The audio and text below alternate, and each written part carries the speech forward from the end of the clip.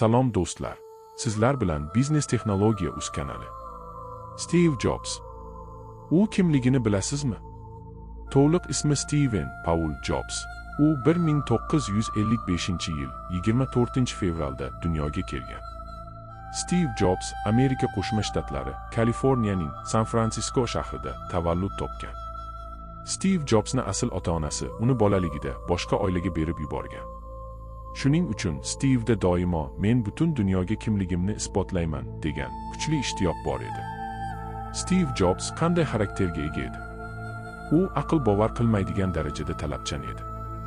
U mukammallik uchun o'z jonini berishga ham tayyor edi. U ishchilardan imkonsiz narsalarni talab qilardi. Lekin ular ham Steve Jobs sabab imkonsiz ishlarni uddalashardi. U estetikani texnologiya bilan birlashtirgan. Kompyuter ham san'at asari bo'lishi kerak degan qarashga ega bo'lgan. Qiziqarli faktlar. Steve Jobs yoshligida Hindistonga borib, buddizm hamda zen falsafasi bilan qiziqqan.